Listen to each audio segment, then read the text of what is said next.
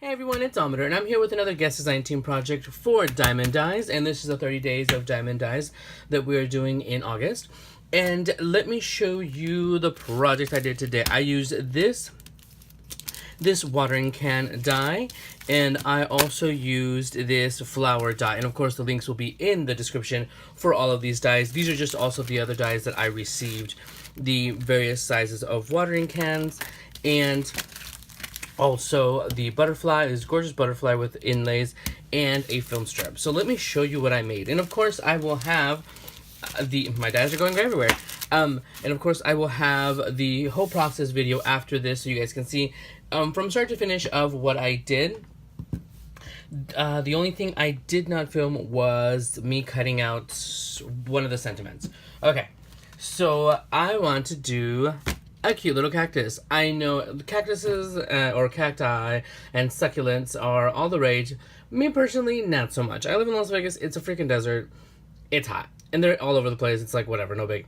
So it's just like garden weeds, you know, for us. Well, for me. Anyway, but I wanted to make this cute little cactus.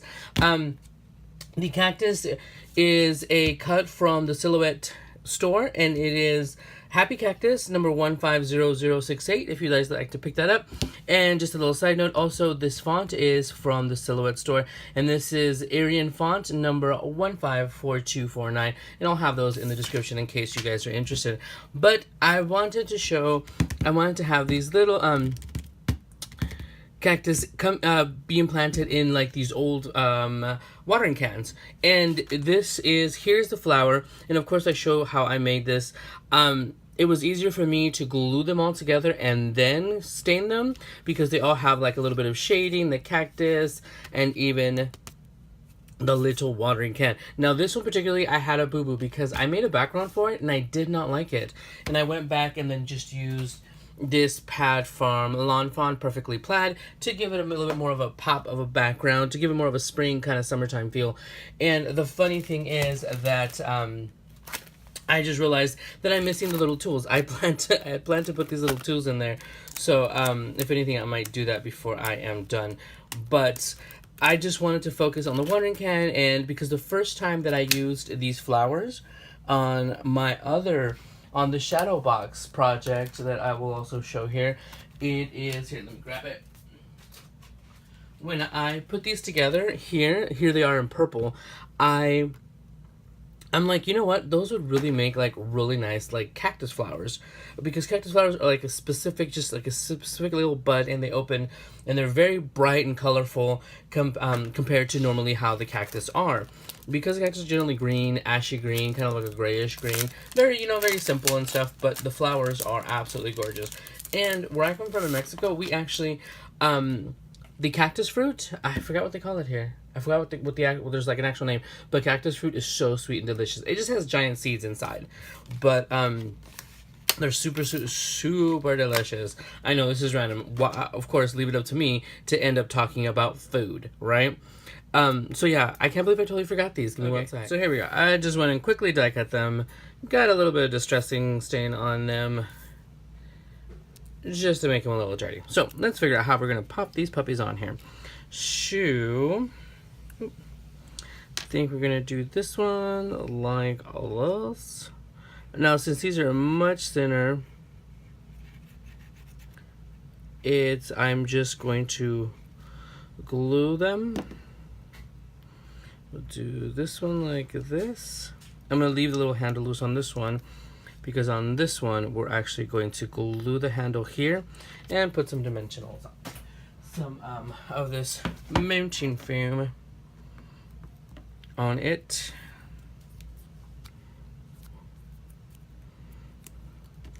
Since there's already a layer of it.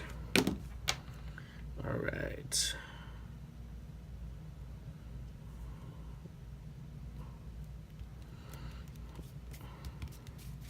There we go. See, it actually, I knew I was missing something. I don't want it to look like a pitchfork. I was going to put it on that one like that. Like that. No, I think we're just going to continue with the same little pattern. We're going to glue this one down.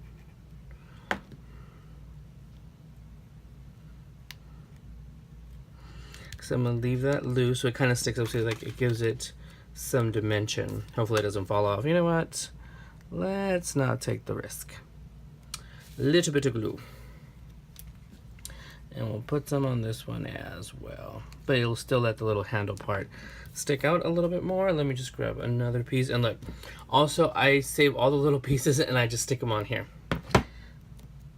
Ta-da! One little piece of foam. I knew I was missing something. It looked kind of empty.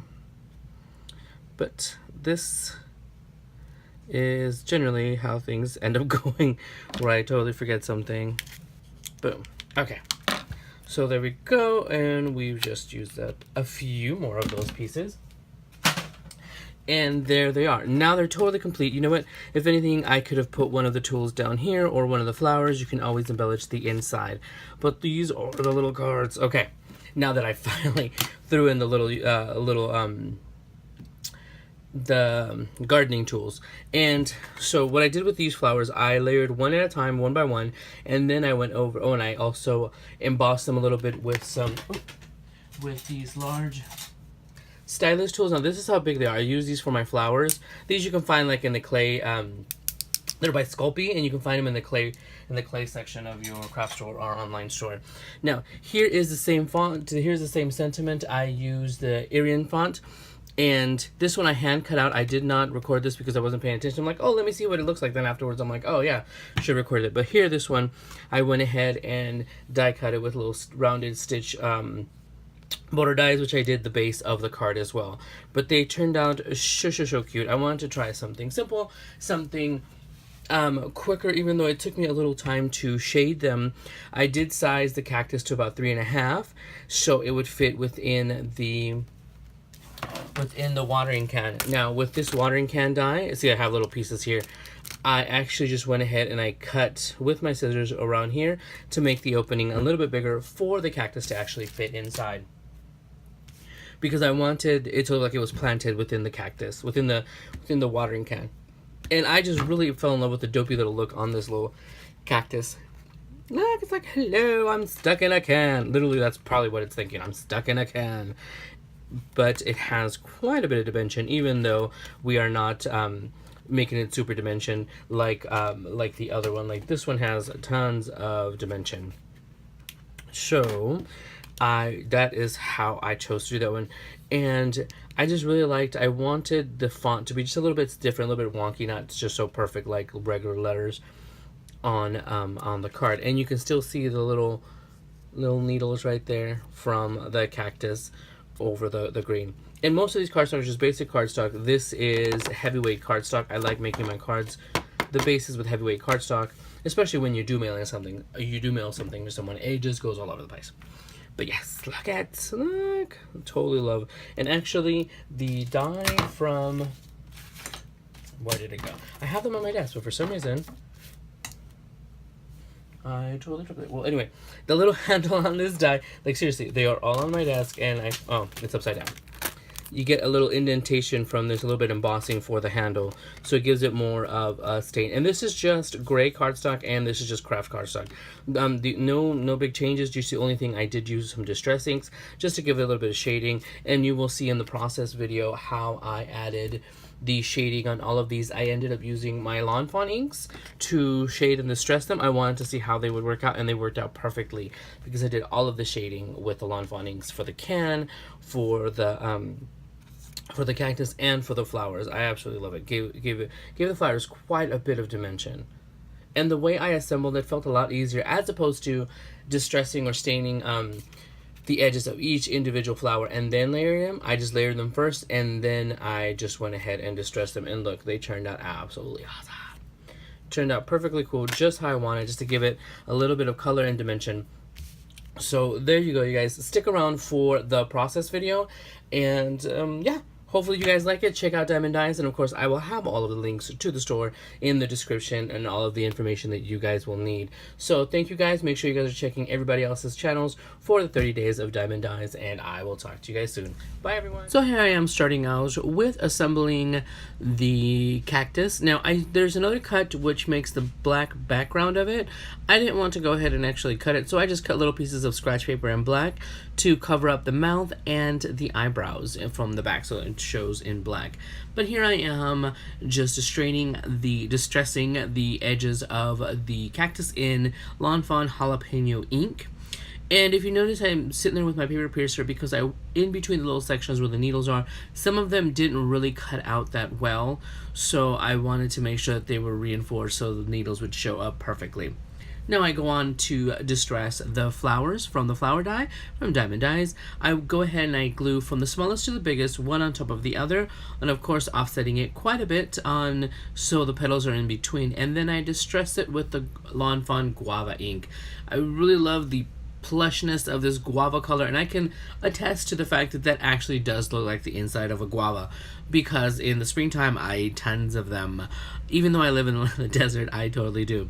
So as you guys can see, I first go ahead with the stylus and I go ahead and emboss them and, you know, press them in the center just in small circles, just to give them more dimension. And that way, once they're done inked up, I can curve them again for them to fold towards the inside. I also distress the back of it with that guava ink. Once they've all been distressed and stained or glued together, I go ahead with the little stylus and go ahead and press them again. Now the watering can die, I go ahead, as you see there, I did cut the top so the cactus would fit, and I go ahead and I shade that a little bit with the Lawn Fawn Hippo ink. I wanted to use the Lawn Fawn inks. I wanted to see if they work as well as distressing as the Ranger inks. I like to test these things and play around with them, because in the distressing colors I only have the vintage photo, so just to give everything that vintage look, and I want to use my other colors for more than just individual stamping. But here I am on the white layer. I go ahead and I layer the main piece. As you can see at the bottom, and the little mouth, the little eyeballs, at the bottom I have a little bit of a gap because the way I cut it too short, so at one point I will have to cut off the sides so it does fit on the inside of the watering can. But here I am slowly and surely getting it together piece by piece, and the distressing I did on each side. See, here you are seeing where I distress them on the sides to fit within the watering can, and of course I glue it from the back. As you will see, I use this glue with this blue tip. I do get that. There will be a link in the description where I get that. I get that from Amazon. It's the medium size tip of these. They have a small and a medium. I will leave the link down there. Now, with the Lawn Fawn plaid papers, perfectly plaid, I go ahead and I use these stitched, rounded, cornered dies. These are from Little Inker, and I go ahead and I use them to cut out the bases. Now, as you can see, I am making my card bases by 4 1/4 by 5 1/2, just a regular A2 size card. As you see, these are rounded, but all I do is just go ahead and snip around the corners. The bottom of that one had a little bit of extra paper. I think I might have folded it a little bit off. But here it is. I'm just adding the dimensionals that I'm placing on the back, and all I have to do is just place them, center them, and then I will just go ahead and add on the sentiment, which was with the Arial font number 154249 from the Silhouette store, in that stitch cut out with the stitch die from the Little Inkered Stitch rounded edges die. But here they are. Thank you guys for watching, and I'll talk to you guys soon.